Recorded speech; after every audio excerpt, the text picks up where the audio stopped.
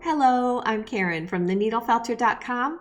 Today we're diving into felting needles. I also created this free felting needle reference guide for you. It's a PDF you can download from my website, theneedlefelter.com, and the link for that is in the video description and pinned comment below. This is FAQ number 3. Let's start with the basics. Needle felting needles are about 3 to 3.5 inches long. They have a perpendicular bend or handle at one end and a very sharp point at the other. They're designed to be used in industrial felting machines.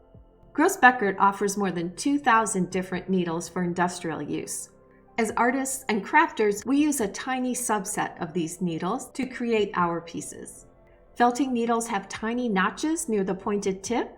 These notches create channels that catch strands of fiber and push it down, or in the case of reverse needles, pull it up and out.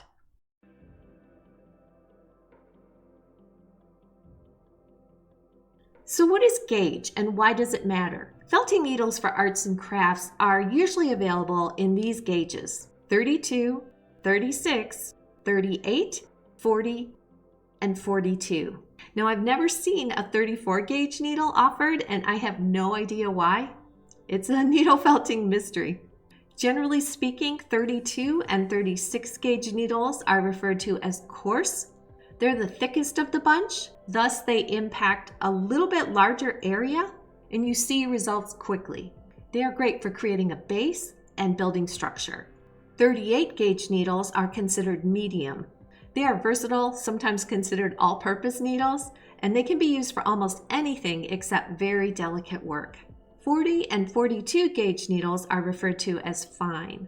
They are the thinnest and give you the most control when working on the surface or small areas. So they're used for detail and finishing. Now let's dive into the different needle types. There are differences in the placement of the notches and the number of notches depending on the needle type and gauge. I'm not going to get into that level of detail here as that would be a much longer video. The first type we'll take a look at is the triangle. This needle has a triangle-shaped shaft or working tip with regularly spaced notches on 3 edges. I'm not sure if shaft is technically the correct term for this section of the needle, but I'm using it to refer to the area of the needle with the notches. The star needle has a 4-sided shaft with regularly spaced notches. It looks like it has a vertical line running down it. Because the star needle has 4 notched edges versus the triangle's 3, the star has more notches overall. This means it grabs a little more wool than the triangle. The next type is the spiral or twist. This is a triangle needle shaft that has literally been twisted, so it looks sort of like a spiral. The twisted needle shaft penetrates the wool more efficiently and deeply, at least in theory. I'm not sure that it makes a huge difference when you're felting by hand, but I'll admit my 40 and 42 gauge fine needles are spirals and I love working with them.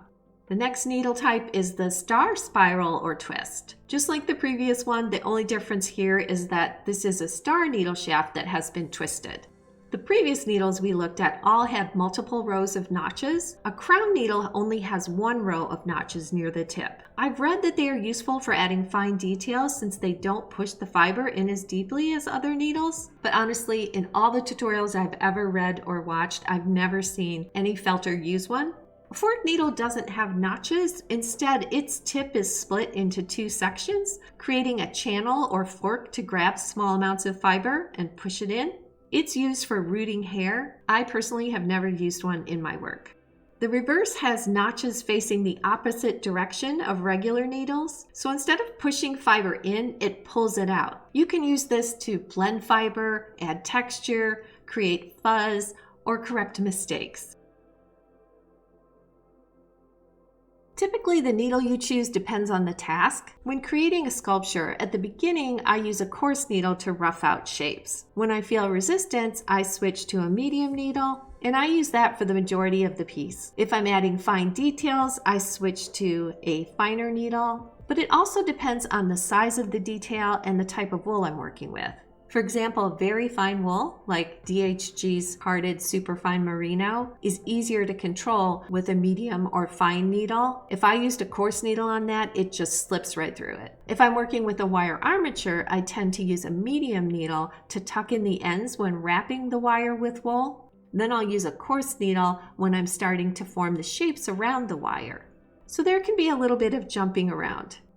If I'm creating a wool painting, I usually stick to medium and fine needles since I'm felting layers of wool onto a relatively thin surface like linen, fabric, or felt sheet.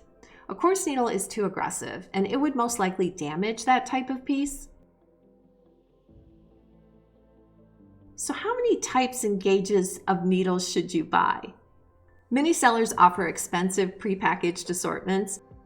It's fun to say, I have 20 different felting needles and show people your collection.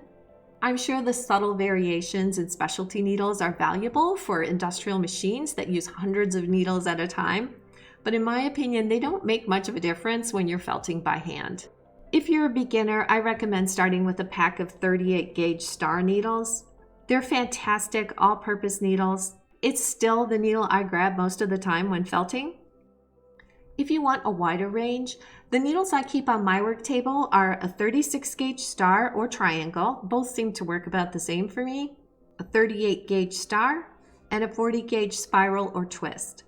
You can make almost anything you can imagine with these three needles. I also use the 40 gauge star needles with the orange silicone handle from Felt Alive. I like these because the handles allow me to use them comfortably when I don't want to use a needle in a long holder. I have a 42 gauge twist for very fine detail, but honestly, I don't use it very often. You might also want to try a reverse needle for blending and texture. I keep one of Felt Alive's green handle reverse needles around just in case. And I'm not sponsored or anything by Felt Alive, I just love these two needles. So what do you do if your needles aren't color-coded and you mix them up? How do you tell them apart? It depends on the amount of needles you have. If you have a lot, it's going to be more difficult. If you have the 3 or 4 I use, it's fairly easy. The first thing you can try is poking them into some semi-felted wool. You'll feel the difference. It does need to be semi-felted so that you can feel the amount of resistance from each needle. A 36 is going to feel a little harder to push in the wool than a 38 or a 40. And since I use a 38 star and a 40 twist, I can hold them up to the light and see the twist in the 40 to tell those two apart. You can also examine the shaft of the needles with a magnifying glass or zoom in on it with your phone camera to see which are stars, which are twists, and which are triangles. To prevent mix-up, you can flag your different needle types. I have 4 needle holders on my work table. 3 are wood and 1 is metal. I put a 36 gauge either star or triangle in the darkest one, a 38 gauge star in the medium one, and a 40 gauge twist in the lightest one. In my red needle holder, I keep a 42 gauge twist. If I'm not felting at my work table, I made myself a little travel kit. I didn't include needle holders in that, but what I did do is paint the tips of the handles of the needles with nail polish so I can tell them apart. So there you have it, an in-depth look at needle felting needles, their gauges, types, and how to use them.